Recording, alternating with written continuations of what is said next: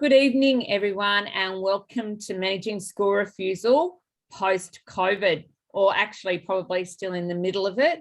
I would like to take this opportunity to introduce you to Aisha Hilton, our social media guru, most amazingest specialist in the world, and to the amazing Karen McMaster, one of the lead therapists here at BCBM. So Aisha manages the chat and just putting any links or anything in that need to go in there and commenting all the way through. And Karen manages the Q&A. So if you've got any questions that you'd like to ask, please feel free and just pop them in the Q&A, and Karen will let me know when you've got a question. So it's great to have you all here. We are in challenging times, and some kids are going amazingly well, going back to school and loving it, and some kids are not quite as enthused. So I thought one of the things that might be really helpful is just to talk through some of the issues they're facing, maybe by way of explanation, in hopefully helping you to expand emotionally a bit to tolerate the process, and even possibly to tolerate some of your process as well. So we do provide certificates after all of our webinars, and so there's just a general certificate. Okay, looks like Bobbi's just lost internet. Professional development. And if you answer the questions, oh, was my internet unstable? Yep, but you're all right now. And I've just posted the questions into the chat for people as well. Okay, great. Do you know what I'm going to do? I'm going to get up and try and go to another room and see if I can find something that's a bit more stable. I'm going to stop sharing, sorry, and I'll try somewhere else. All right. And we'll see what we can do. So while Bobbi does that, I can just talk about the questions. So to get your certificate, we have the 3 questions. Is it 3 or 2? I've copied and pasted. Now I can't see it. So what are the causes of school refusal? What are 3 causes of school refusal? What are 3 characteristics of task and demand avoidance? And what are 3 strategies you can use to support a young person struggling to return to school? And then you can just email reception@bcbm.com.au and we will get a certificate emailed back to you. All right. I'm hoping this will be better. Yep. Are you at the office or at home? Yeah, I'm at, I will never do another webinar at home as long as I'm alive. We learned that last month. If anyone was here with us, we did edit that out. Oh dear, yeah, we sure did edit it out. My goodness me. But just for people who were here last month, you might be interested to know the outcome of that. It was actually amazing. The conversation that Luca and I had after that was really incredible and really healing. So yeah, thank you for tolerating that process. Not that any of us had much choice, but hey, it's just life, isn't it? Let me share my screen again and see if we can get. That's just living the work, Bobbi. Yeah, I was thinking that if anybody ever had any doubt about whether or not the stories I tell you are true or not, there's your answer. The topic subject was quite relevant too, wasn't it? I know, right? It was crazy. Now we can see everything, Bobbi. So if you can see your screen properly. All right, let me stop sharing again. And I will go into. So thanks for your patience, everyone. Yeah, you're legends as always. Okay, is that better? We can't see anything now. Oh, great. Oh, okay, that button there, and then into here. And that would be because I didn't share my screen. Okay. You know, just a minor little thing. Perfect-ish. Maybe, yep, that's it. That's it. Good. I can do it. All right. So there are no, just really clearly, there are no easy answers and there is no quick fix when kids are anxious about school. Sometimes it can be a few months to get it sorted out, and sometimes it can take a few years. So I'm sorry if you were looking for a magic bullet. I just don't have one. All right. So there's a couple of things that go on. So why do kids refuse to go to school when they can actually finally go back to school? You would think that they'd be happy to go back to school, but often they're really, really anxious. And even some of our most robust and resilient kids can be really, really anxious about going back to school. So we see all sorts of things going on for them. They can feel sick, they can be vomiting, pale, headachy. And this is really authentic. They truly feel like this. They really, really do feel sick. They really, really can vomit. They really, really can have diarrhea, and actually believe that they're sick. There's all the fear of the unknown. A lot of them actually haven't engaged very well with online learning. And they know it's coming up to the end of the year, and the consequence of that is really scary. What's the teacher going to say? Am I going to be able to pass my SACs? What's going to happen?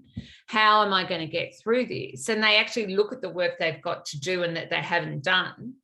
And whilst they've been in that disengaged space during lockdown, they actually haven't been able to do their learning. So that's really, really difficult. A lot of young people, especially in the Melbourne lockdown, put on a lot of weight because they were in bed a lot and they were really inactive. And for a lot of kids, putting on 10 kilos is a really big deal. So we have actually seen a 450% increase of kids with eating disorders in Ballarat alone in the last 18 months. And sometimes we think about eating disorders as just being anorexia, but there's anorexia, there is bulimia, there is compulsive eating. There's several different eating disorders that are presenting, all of them equally as serious as the other. Just the fear of seeing friends face to face and not being sure what to talk about, which is perfectly reasonable because do you know what? We haven't been anywhere and we haven't done anything. So what is there to talk about? I know I feel like that sometimes. I'll ring a friend. Oh yeah, what have you been doing? Oh yeah, nothing. What have you been reading? Oh yeah, not a whole lot. It's like, have you seen Ted Lasso? You've been watching Ted Lasso? I've been watching reruns of Friends. You know, like it's kind of, it hasn't been very exciting, and we all want to bring something new to a relationship and friendship, rather than just, oh yeah, it's all a bit boring, isn't it? So kids have that same fear, and it's just which friends will be back, which won't. Sometimes they say to each other they're not coming back to school, and they're not doing that on social media, and then they get there and everybody's actually there, but they don't know who's going to be there. So that can be really, really challenging for them. All right. So there's three things. There's school reluctance, school avoidance, and school refusal. So there's three different things that they're facing. So I would say that most of our kids at the moment are a bit school reluctant, especially, no, not especially anyone, just all of our kids are a bit school reluctant, and they're needing a bit of additional support to get cracking.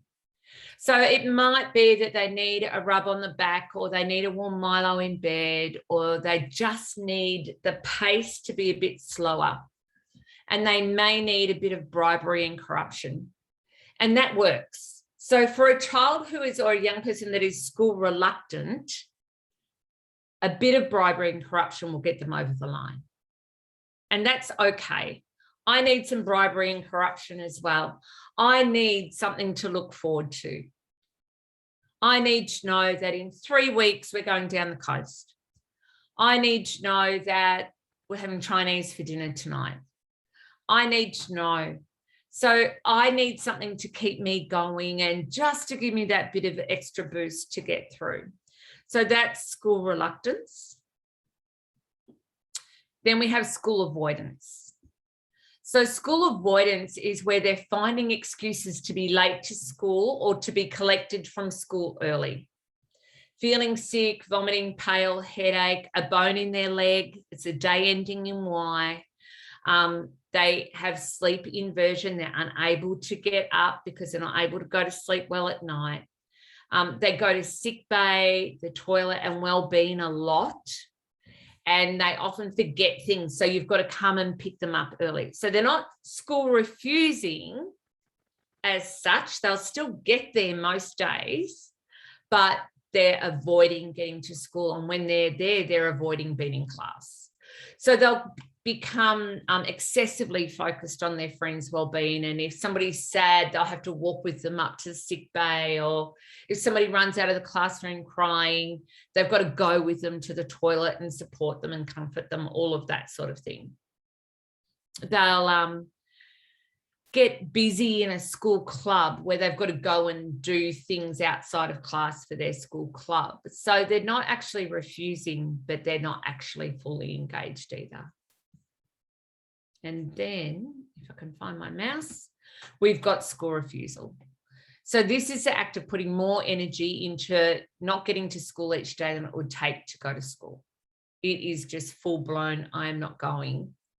And they have every symptom that you can think of in the world, along with melting down and shutting down.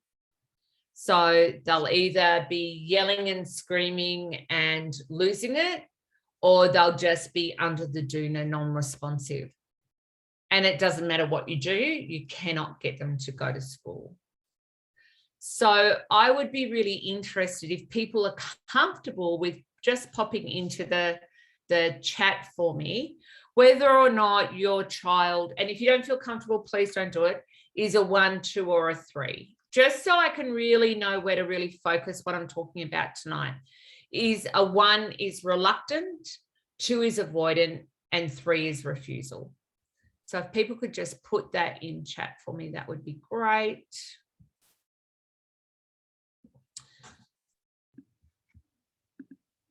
Yeah.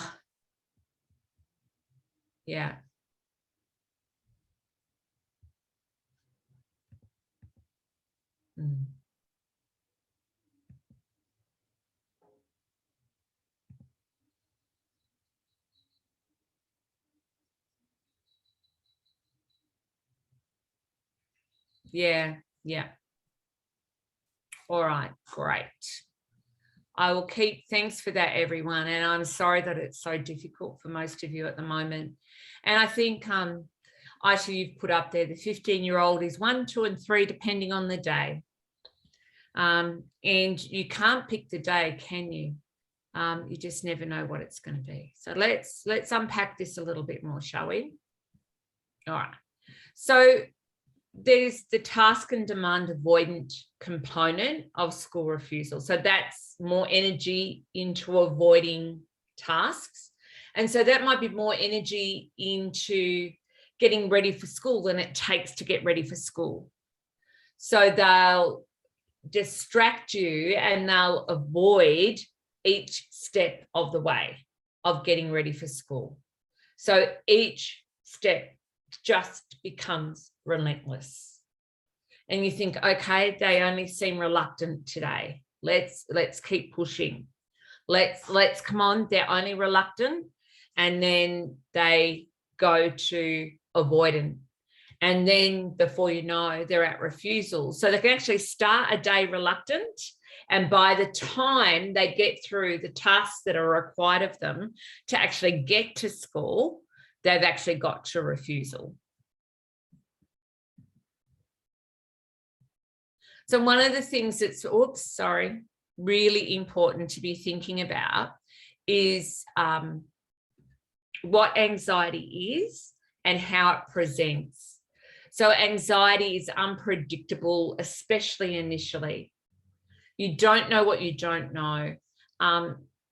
you can't work out why initially that they're being so reluctant and why the anxiety is there.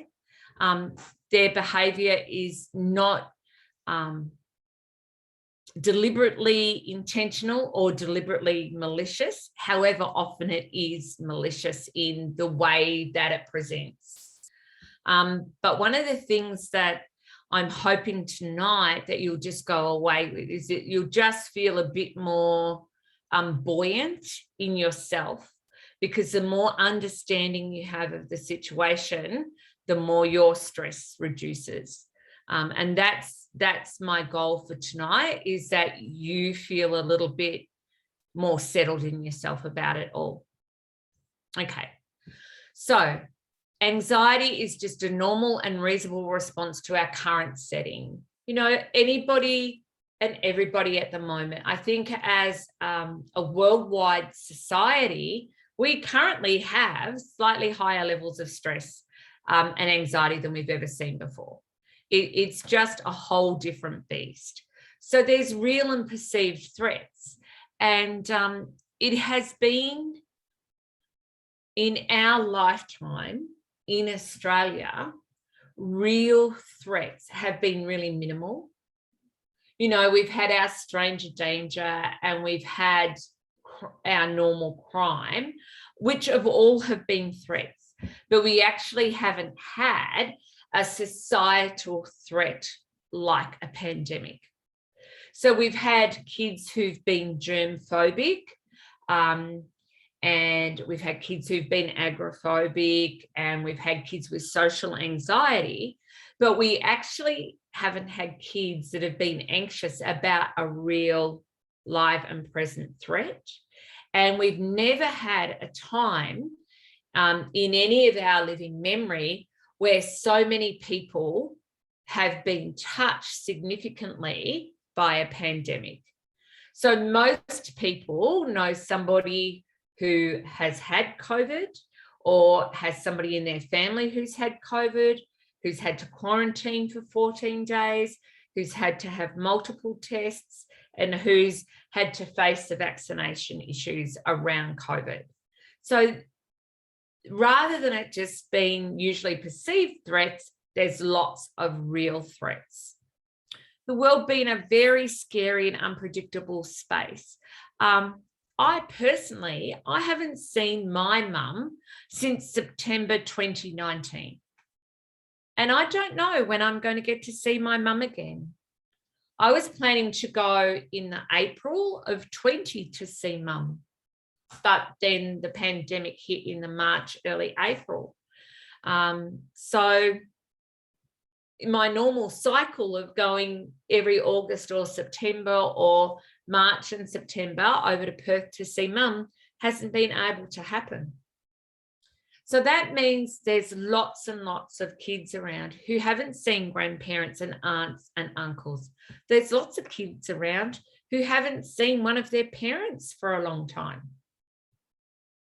You know, one of our team, their daughter hasn't seen their dad for 6 months, and he may or may not be able to come back from Perth for Christmas. So it's a very, very real thing. There's a lot of misunderstanding and misreading of cues and norms. Like, I cannot watch the news every day. I just can't tolerate it. And so because I hear snippets and I don't understand and I get overwhelmed by it, and what I've actually found is that if there's anything major that I really, really, really need to know about, I'll get a text about it. Pete will text me, Denise will text me, Naomi, business manager, will text me. Somebody else will let me know. I used to just always have the news open and I was always looking. I just found myself getting totally exhausted from that. So I can easily misunderstand and misread things, and so can our young people.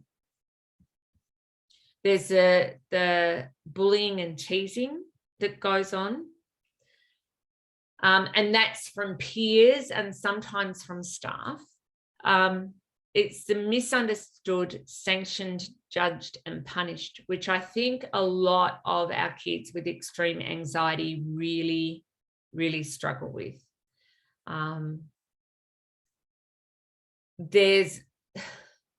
I think they suffer with an assumption from adults is that they're just being naughty,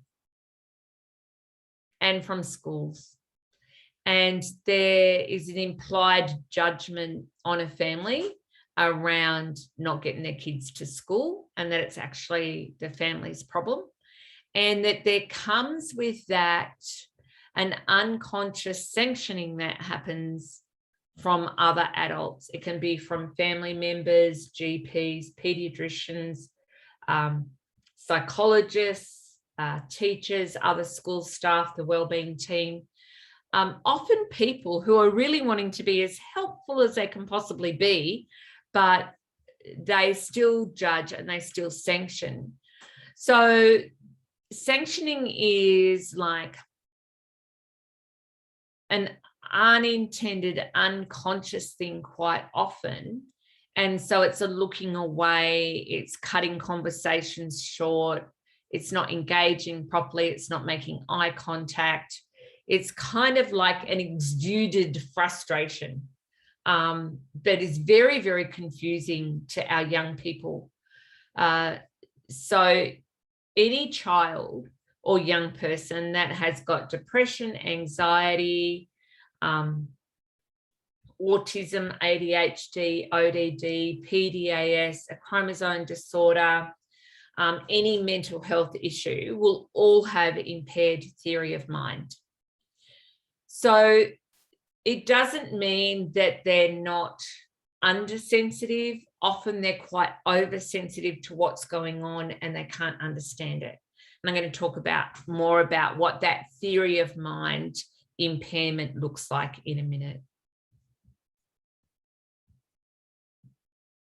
All right. So there's a whole lot of different types of anxiety disorders, and these are the ones that are listed in the DSM-5. So we've got a generalized anxiety disorder, which is often what children and young people with autism spectrum disorder have a comorbid diagnosis of a generalized anxiety disorder. And that is usually what they get labeled with, and dare I say often, because the psychologist and the pediatrician are so busy that once they get like an autism diagnosis, they know there's anxiety, because there always is. I've never not known somebody on the autism spectrum to not have anxiety. 100% of the time has been my experience. And they just stop there, because that's kind of what's needed to get them on to the next step, which is usually a severe behaviour funding application for school or the NDIS. And often we don't dig further to actually understand what are the components of an anxiety disorder that they have. So there's often a social phobia, there's panic disorders, there's agoraphobia, then there's specific phobias around specific things. So I've got one young lad who has a phobia of vomiting, and I've got two. And somebody coughing actually triggers them into a state of panic because they're terrified that someone's going to throw up and that will land on them and they'll get infected by germs. So you can imagine what COVID has been like for them. I think OCD, obsessive compulsive disorder, is often really underdiagnosed in a lot of our kids. So it's often we don't understand the obsessions and the compulsions. We're just going to say, oh yeah, they're OCD, but we don't actually appreciate the energy that OCD takes to live with. So there is constant obsessions and thoughts that are relentless, and there are unmanageable compulsions to act and to carry out certain behaviours, and they're not a choice. Yes, Kes? So how do you distinguish between OCD and OCPD? Okay.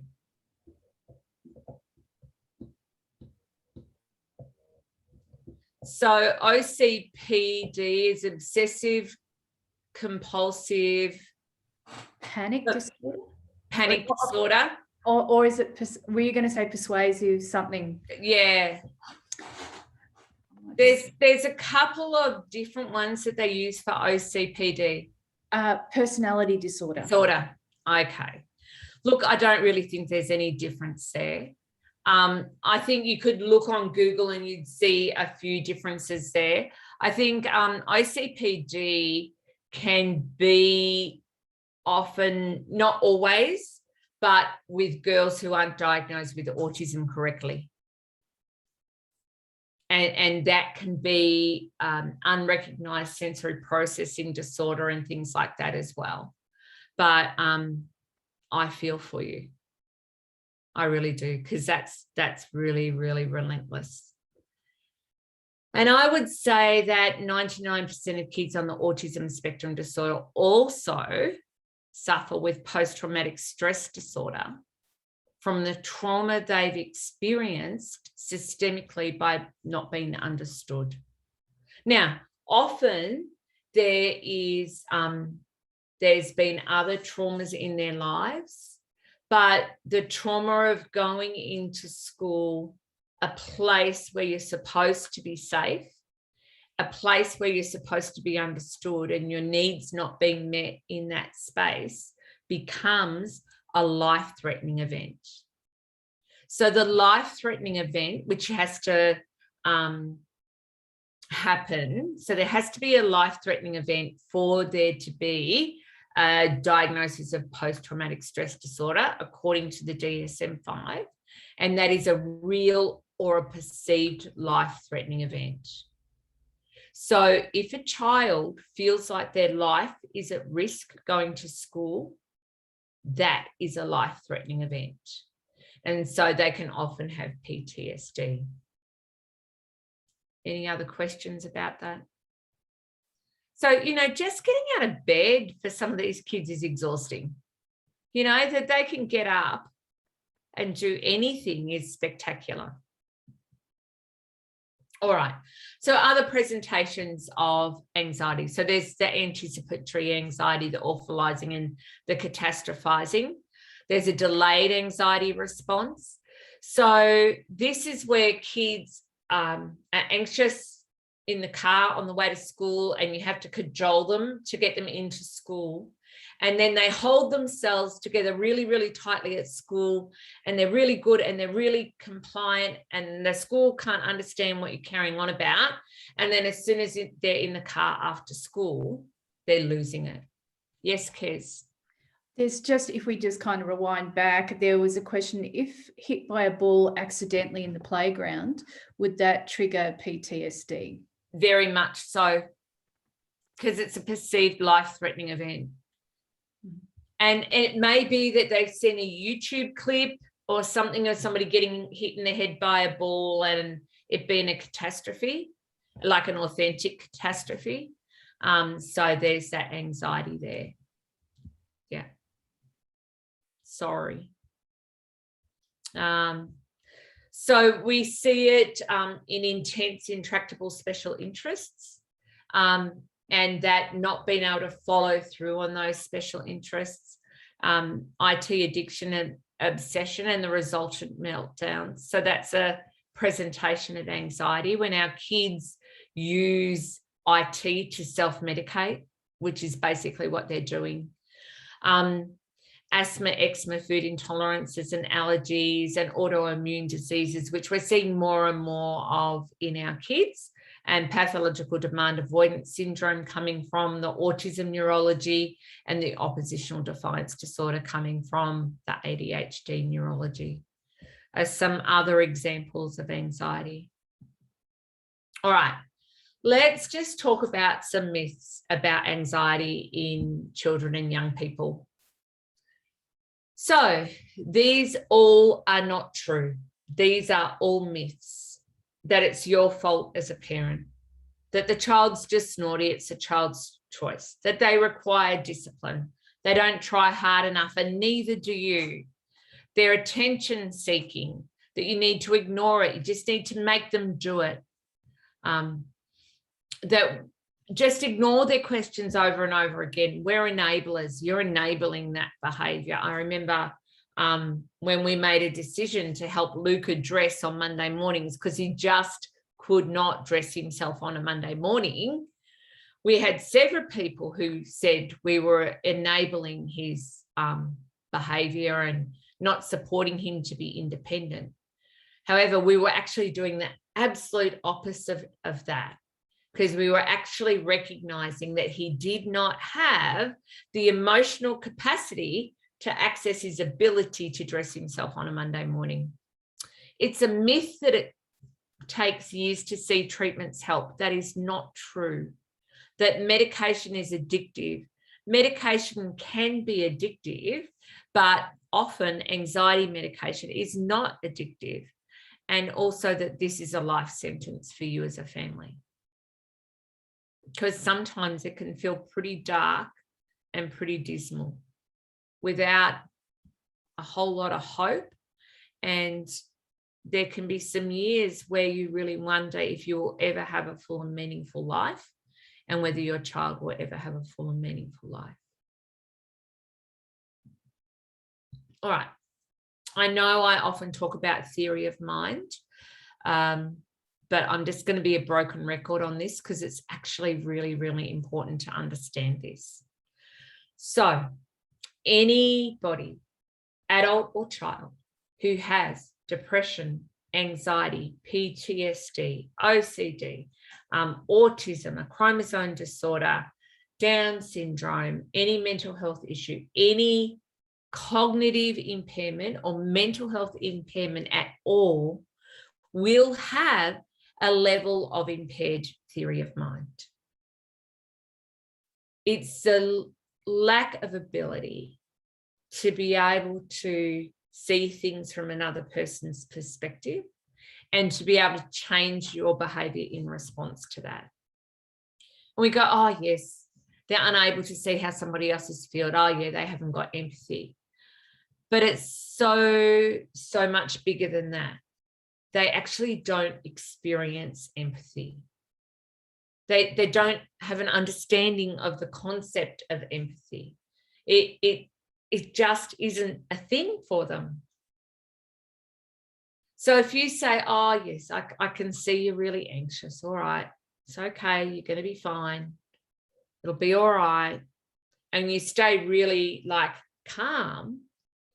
They're like, you clearly don't understand how distressed I am. You clearly do not get what a big deal this is for me. And so they actually feel like the people who are supposed to be there to protect them and keep them safe and meet their needs and understand them have got no idea what is going on for them. So they actually end up feeling like a bubble person where they're breathing different air to you, and that it doesn't matter what they do, they can't connect with you. And the only time that they experience that connection is when you are mirroring their emotional state and the intensity of their emotional state. So they will poke and poke and poke, and they will use maladaptive behaviors, escalating maladaptive behaviors, to get you to mirror to them their level of distress. And this is where often our young people get some pretty nasty labels around their release and their relief of being understood, because sometimes their response to you yelling and screaming can be really counterintuitive. So they might act relieved, they might laugh, they might kind of go slump a bit and then get all friendly and chatty.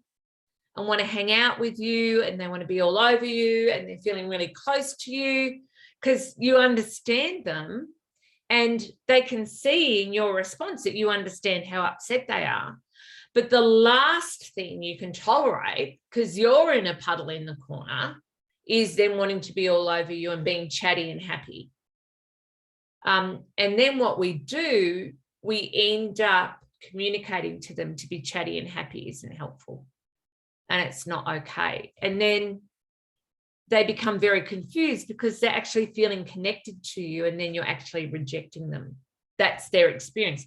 That's not what you're doing, but that's their experience of what's happening. Mm-hmm. Any questions there, Kez?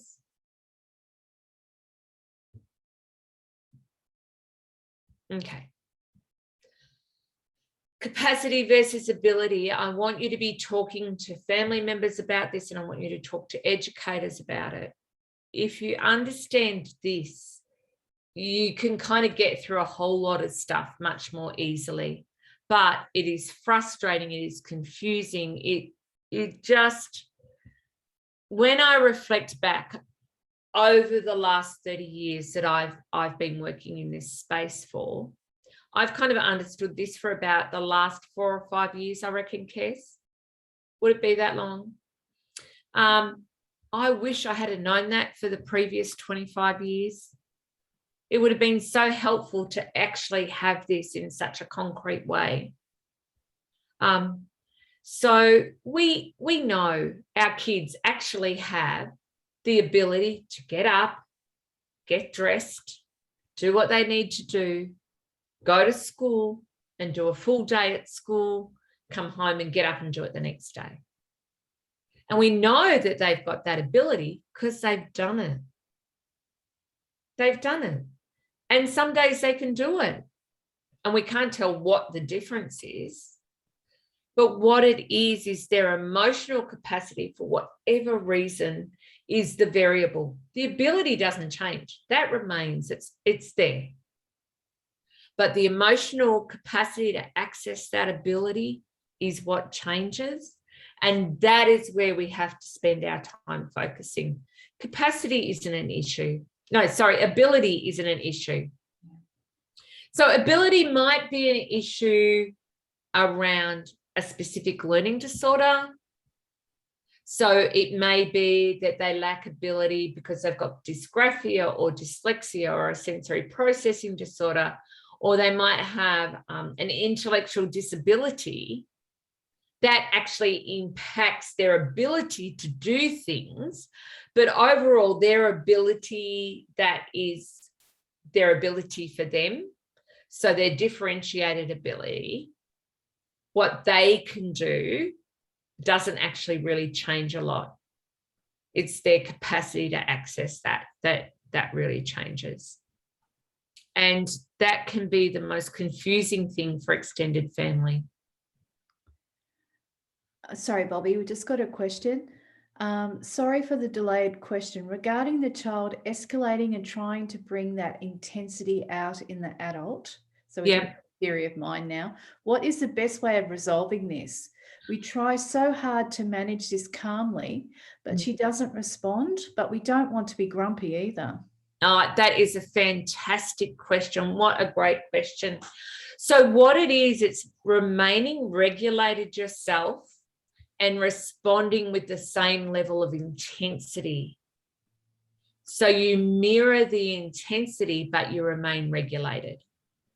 So, for example, I don't want to go to school today. I can see you do not want to go to school today.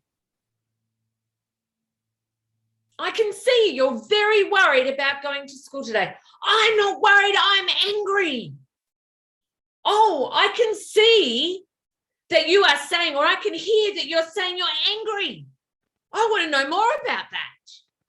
So yes, you do get more adrenaline and cortisol happening in your body, but you're actually the one who is leading them through the process.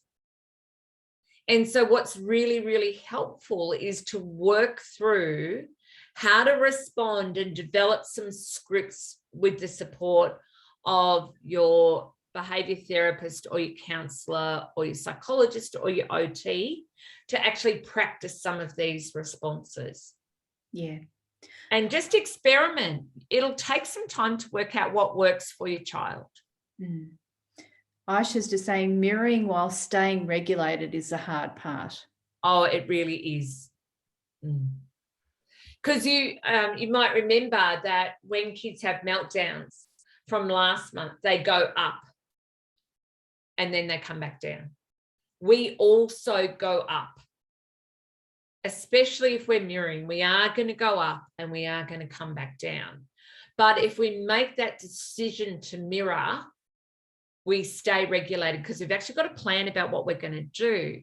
When we melt down and we lose it, that's because we don't know what else to do. When we've got a plan of response, we actually don't flip over into that losing it space because we're following a plan. Yes, Kez? I was just going to say, you know, the importance of self-care for the parent or guardian is just so imperative, isn't it? Because like they're just pouring out. Yeah. And they just need to, and I think the focus is so much on the child and their difficulty. Yes. That they kind of get put in the back seat. Meanwhile, they are just burning out. Constantly, and they're suffering judgment all the time. There's actually a question that's reflected from last time here, Bobbi. Yeah, and you're right about the judgment. That's so true. And they have harsh judgment on themselves. Yeah. So it's about the cortisol question, the pumping through the body. And you're talking about they was just saying, I believe that the hormone doesn't go down easily for parents or caregivers. So I don't know if you can remember, Bobbi, there was a mention about cortisol. Yes. So we talked about how when they go up and they come down, that if we don't actually give them at least half an hour or an hour to recover well, they're just going to go off again because they've got those heightened levels of cortisol and adrenaline in their body. What happens for us as parents and caregivers is that we actually end up with a heightened level of cortisol all the time.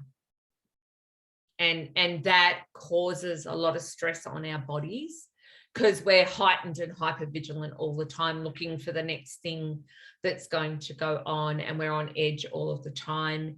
And the number of parents and carers of children with extreme anxiety disorders and spectrum disorders who have autoimmune diseases due to those heightened level of cortisol is off the Richter scale. Not to mention the belly fat. Hey? Yeah, the belly fat's crazy. Mm. And often we're so tired and we comfort eat anyway. Yeah. Yeah. Just a couple of comments. Ducks, for example, flap their wings super fast and release their excess emotions and carry on. Sadly, we don't have the same skill. Yeah. But do you know what? Some of our classically autistic kids do flap. So that's an interesting thought. There's a comment. Is there a way, or a question? Is there a way for schools to take in when a child needs that time, or will it continue to fall back onto the parents? Oh, that is just, it's an age-old question, isn't it? I think most schools would really like to be able to take this on and really understand it. And that would be their desire and their intent. But the resources to actually provide for this is really difficult. I'm finding that more and more schools are really open to this kind of training.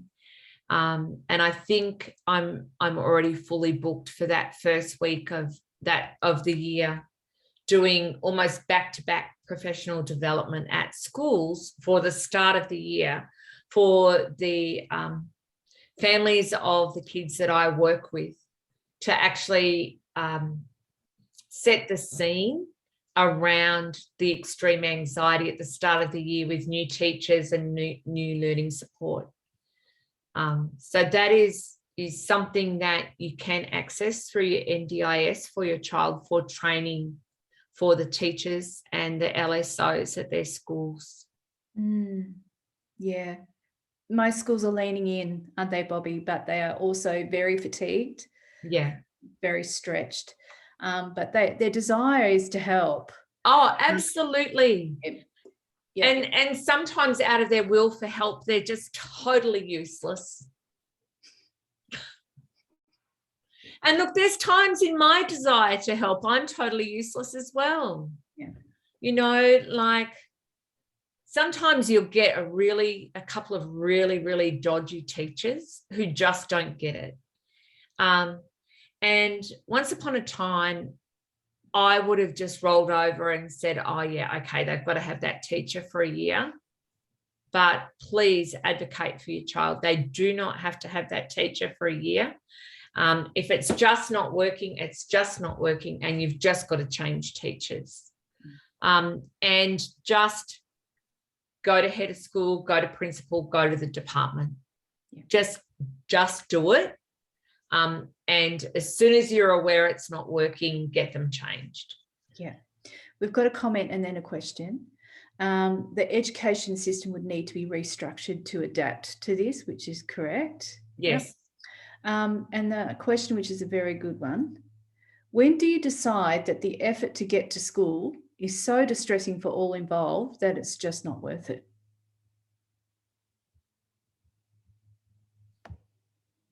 Yeah, that is a really, really good question. If they're getting violent, you just need to stop.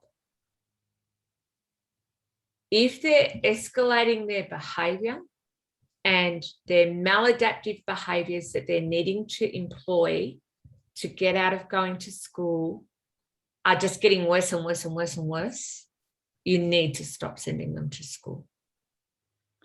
That's a big thing, isn't it, Bobbi, for parents? Oh, it is crazy huge.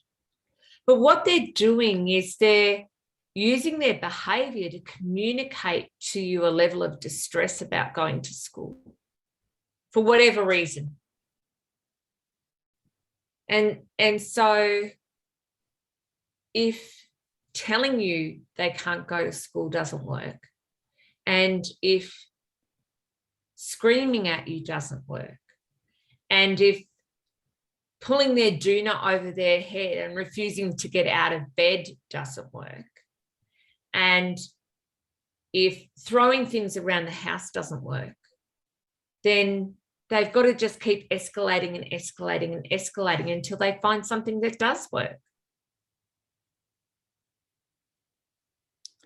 Yeah. There has to be supported structure around that, doesn't there, for support for the parent and guardian around that? Yeah. That's really tough. It's crazy hard.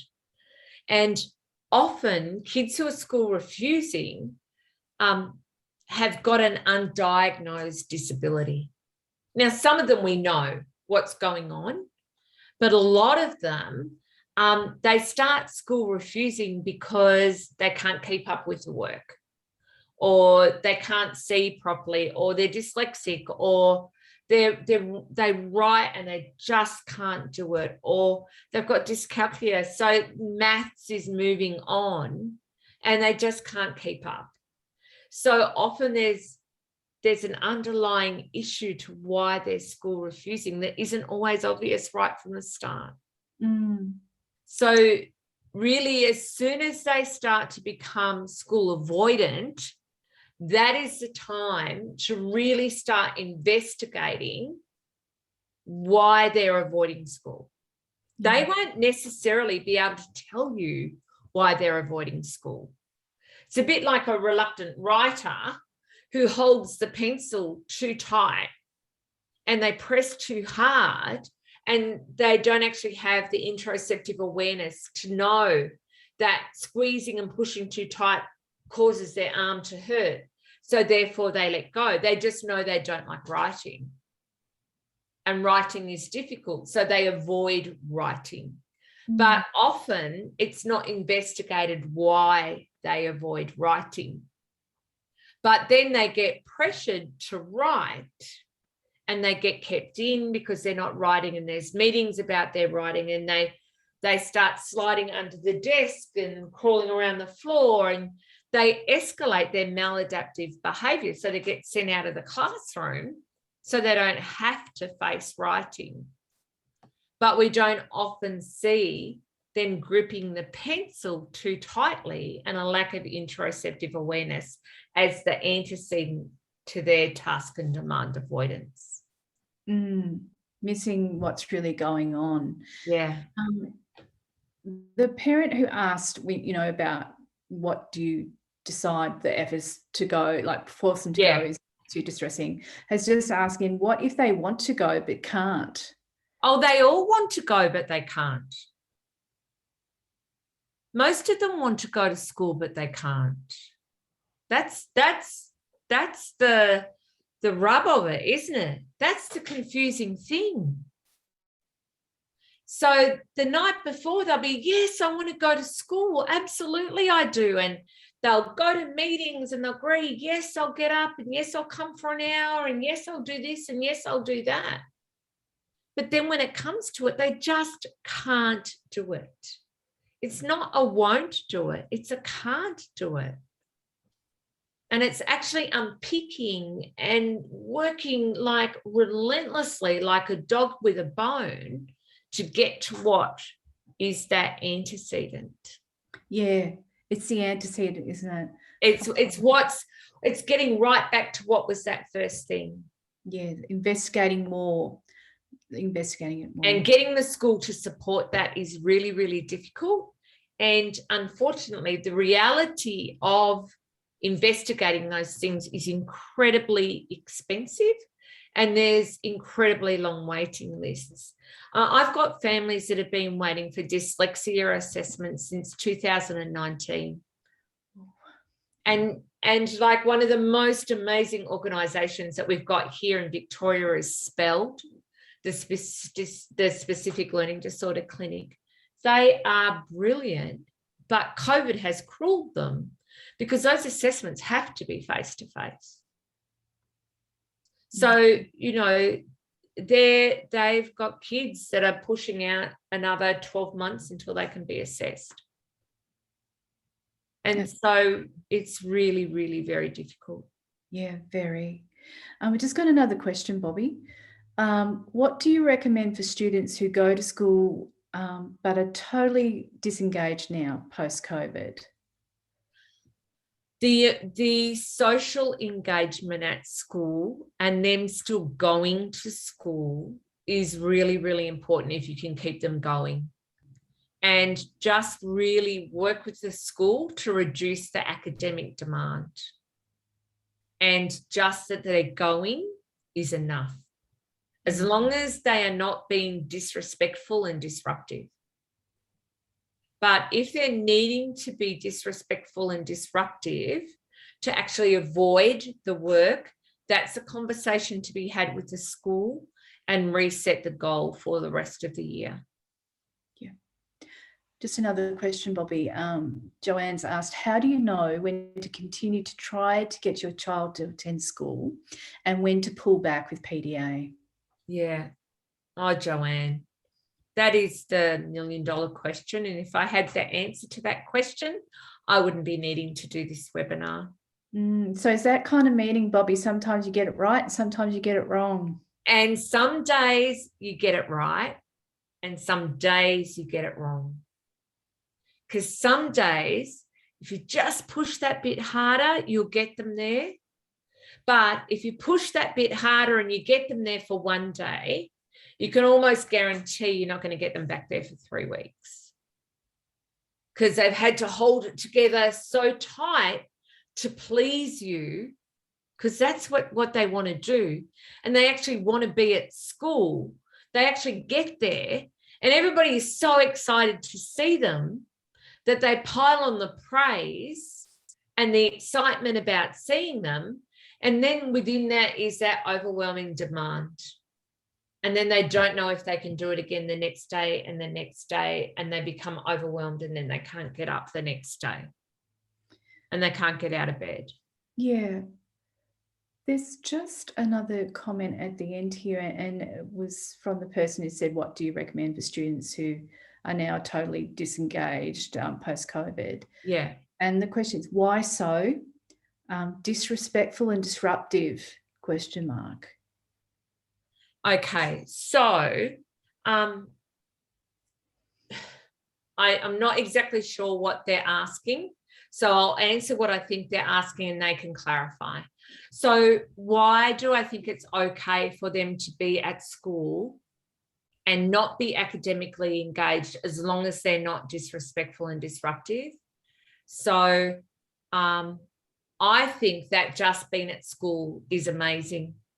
And for them to be successful socially and to actually be going through that routine of going to school is really, really helpful to support them into a safe space to engage again academically. Sorry, he's just added saying that you'd answered it and said if the student is like that, then set new goals. So by the time that we got there, you'd already... Okay, great. Oh, good. Yeah. All right. I might just keep going through. Oh. Yeah. How did we get there? I know. 4 minutes. Can you believe it? Okay. You're going to get this emailed to you, but I'm just going to fly. Yep. Because I really want to. I don't want you to miss out on this stuff. Oh, come on. Okay. I know I can go past that. All right. Supports. Okay. What do we need to do? We need to understand why they behave the way they do. That makes their lives a bit easier, and it makes your life easier too. Great relationships with the school are really important, and just that some gentle encouragement, but not crazy praise. Crazy praise is just nuts. Doesn't help anybody. Okay. My recommendation is to finish the year well, regardless of where your kids are up to. So I actually got permission from a young person today to tell this story and their mum. I'm changing my ways. I'm not telling a kid's story unless I've got explicit permission. We've got a young man in Ballarat at the moment who hasn't actually been to school consistently for 2 years, hasn't engaged in online learning, was struggling before then. Today, at 15 years of age, he got a diagnosis of autism. So what we have negotiated with the school for the rest of this year is that each week he has to do 1 hour of one class. So last week was maths. He had to do 1 hour of maths, and that's all that's required of him academically from maths for the rest of this year. This week it's English, and he has an hour of English to do, and that's it for the rest of this year. Next week is science. The week after that is humanities. And then the week after that is something else. So he's only got like 5 weeks left of the year. So 1 hour of engaged learning. And if he does that, he's been successful for the end of the year, and he will pass the year. So they're going to give him a pass for the year that he's in when he completes these tasks. A repeated year isn't going to make any difference for him. He needs a fully differentiated program, and then he goes up. And we've already set the plan for next year. And that is each day of the week, he's only going to do 5 subjects next year. And each day of the week, he has to do an hour of maths on Monday, an hour of English on Tuesday, an hour of science on Wednesday, or whatever the other subjects are. And that's it for term 1. So he already knows, and that's not going to school. So there's no expectation that he will set his feet on the school ground for first term of next year, but that he will do some engagement. Now, he actually has permission to go back to school at any time on any day that he feels like he has the emotional capacity to go. But even if he goes for 5 days in a row and then feels like he can't go, the expectation for the whole term is just that he will do an hour of online learning a day. And it's counterintuitive. It seems ridiculous, but it actually really, really works. And the relief in this young person is extraordinary. The relief in the school that they have got clear guidance about what to do for the rest of this year and clear guidance about what to do for first term of next year has just released the stress on everybody. And he actually was saying today, I'm really excited about my English task. I think I can do more than an hour. And I said, no, set your timer. And even if you are really, really enjoying your English task, you're actually only allowed to do an hour. And he's like, what? And I said, because you can be the one that implies the demand on you. And I need to protect you from the bully in your head that says you need to do more.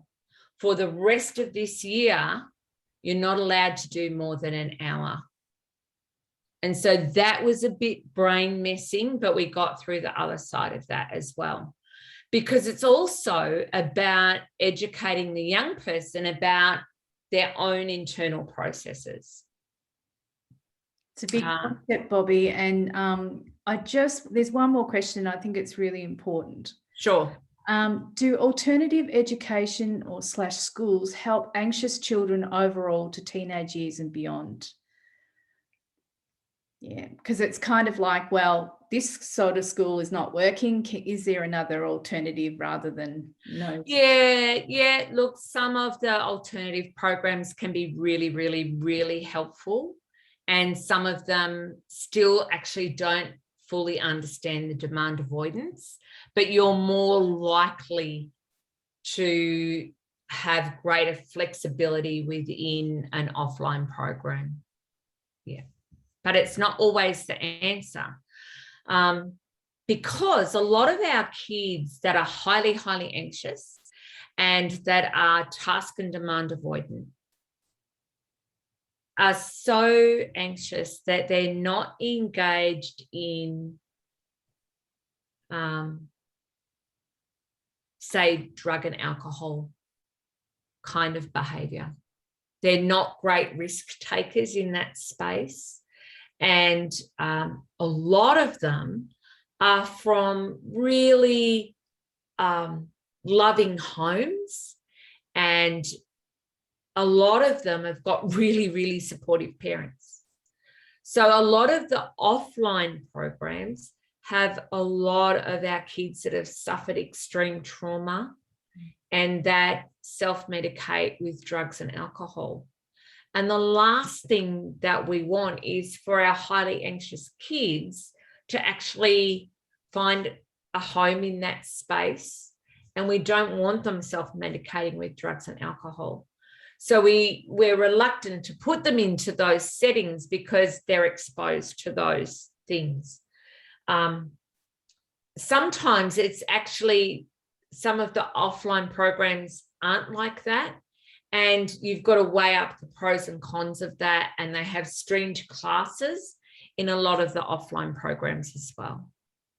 So I kind of have a bit of a mixed response to whether it's an appropriate program or not, because they're all so different. So, for example, Luca would do really, really well in one of our offline programs that we have at another school here in Ballarat. However, some of the kids that he's really had trouble with throughout his schooling are actually at that program.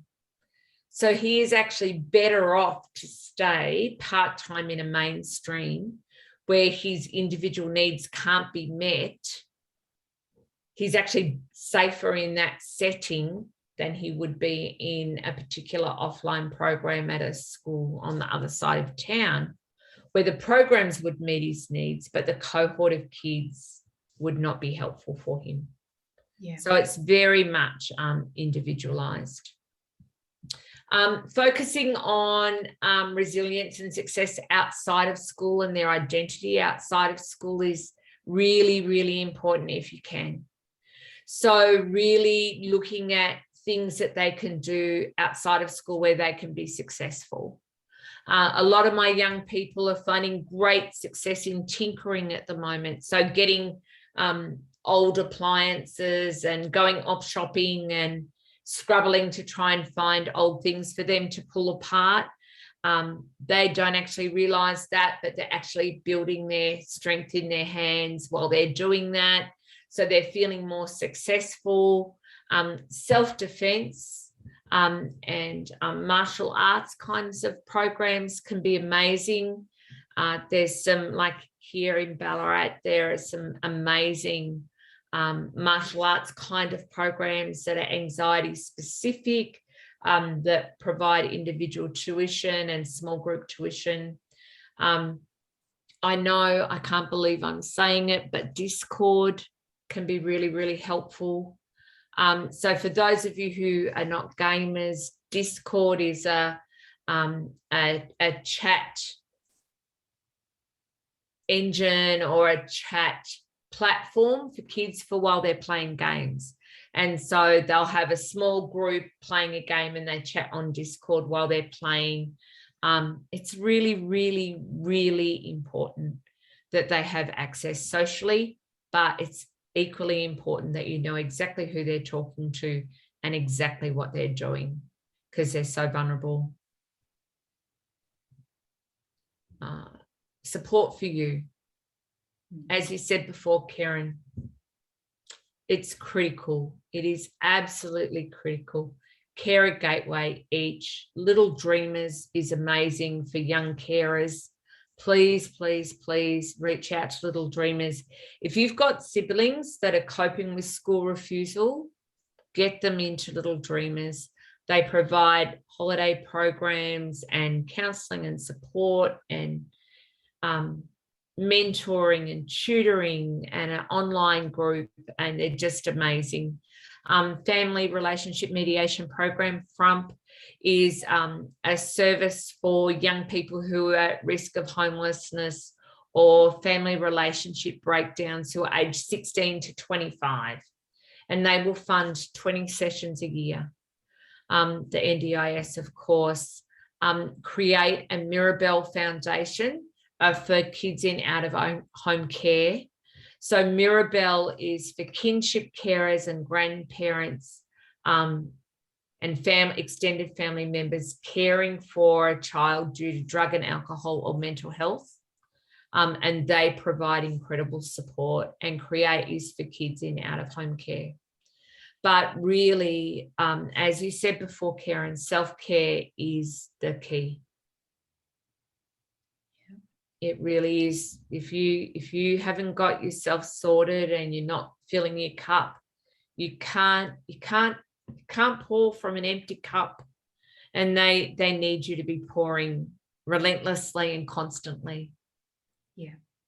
I think a big part of people shut down when they're dealing with that on a day-to-day basis. So they just numb themselves down, but the need for it is high. It's still high. Yes. Yeah. Well, you kind of end up like a bit of a robot. Yes. Because you can't afford to feel. You can't afford to do the fear. You can't afford to do the terror. You can't afford to do the what ifs. But you've still just got to get up and get going, because you just got to. You've got to get up, you've got to go to work, you've got to try and get them to school, you've got to get other kids to school. You've got to still just keep going. Yeah. And I think the isolation and loneliness that families and carers must feel, you must feel like the only people that are going through it, because you are isolated. It doesn't lend itself to being, lots of friends around, or, Because there's a shame of it, Karen. There's an element of shame. What is wrong with me? I cannot get my kid to go to school. What have I done so terribly wrong as a parent that my child can't go to school or won't go to school or refuses to go to school? And we have these meetings and I look like such an idiot and I'm so broken. I end up an emotional mess when we do go to these meetings. And my child sometimes will sit there and go, oh, yes, I'll be there. I'll come. Yes, I want to come to school. And they do authentically want to go to school, but then the next day. And then like I had this terrible situation the other day. I still can't believe that it happened and I'm just embarrassed. So the school made a commitment that the teacher would ring on a certain day and the child agreed to speak to the school, the teacher. The teacher didn't ring. They rang 2 days later. Then the child agreed to meet the teacher at the gate of the school. The teacher wasn't at the gate at 8:45 when they said they would be there to meet the child. So then the parent actually had to get on the phone and ring and say, you know, teacher X said they would be at the gate at 8:45 to meet my child, who is highly anxious about coming to school. And then the teacher had to be tracked down and came to the gate. So, you know, the struggle is real.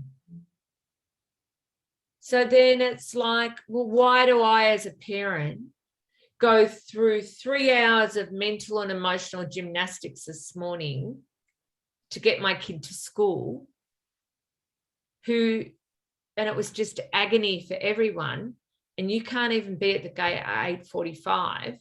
You're expecting me as a parent to front up, but you as a teacher can't even be at the gate. Yeah. The struggle is real. Yes.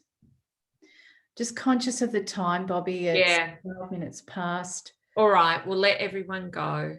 Yeah. And that was what I had anyway. Yeah, it was great. There's a couple more post-COVID. Will schools be putting more support workers into classrooms? I think no. It was in the school, yeah, and they won't have the budget. What they will have is they will have tutors. Yes. So there is a huge tutoring program that's been rolled out. And so there will be, if you request a tutor, you will be able to get a tutor for your child at school. But your child has to be in a space where they can engage with that and be comfortable about being taken out of class to attend that tutoring. Yes. Yeah. All right. Anything else, Karen, before we parental support at school is often rejected also to support the child? Yes. Yeah. Yeah. Yeah. Yeah. Mm. I want Luca to do an additional program because as you know, those of you who've been around for a while know that Luca only goes to school in the mornings. And there's a particular program they're offering that he's able to go to. I'm not sure that he will cope for the whole hour and a half in the afternoon. So I've offered a support worker, and I got an email back from the school today saying, oh, you know, he'll probably be okay. You probably don't need to put a support worker in. And I'm like, I'm going to have a support worker sitting in the car park because you're going to ring when he can't cope. So there needs to be someone there to be able to pick him up immediately that he's not coping. He wants to do the program. The school wants him to do the program. Everybody wants him to do the program, but the reality is that it's an offline program. It's a different program. It'll be a different group of kids. It's being led by youth workers who don't know him. He is going to need a lot of additional support to be able to engage in that. So the parent that just said, often schools don't want to accept parental support and help. I hear. Yeah. And I'm just wanting to, Yeah. don't you guys get this? Like, how much more difficult does it have to be?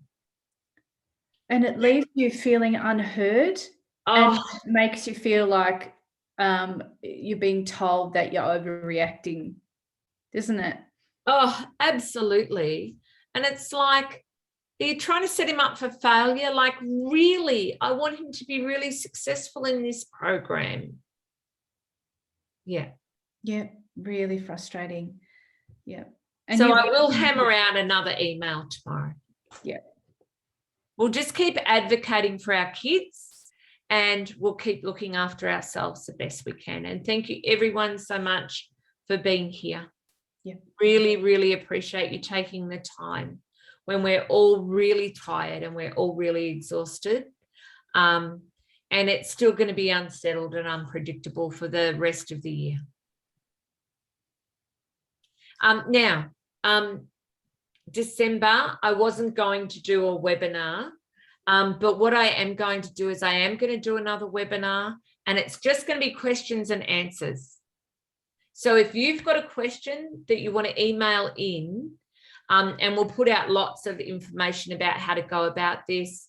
So if you can email in any questions that you've got by the Monday night before the webinar, I'll then put together a PowerPoint answering those questions, but we'll still it'll just be a whole night of Q&A. So it's just an opportunity to pick my brains for those families that have been around and have got questions rumbling around that they'd like me to speak more to. So I look forward to seeing you then. Good night, everyone. Night, everyone.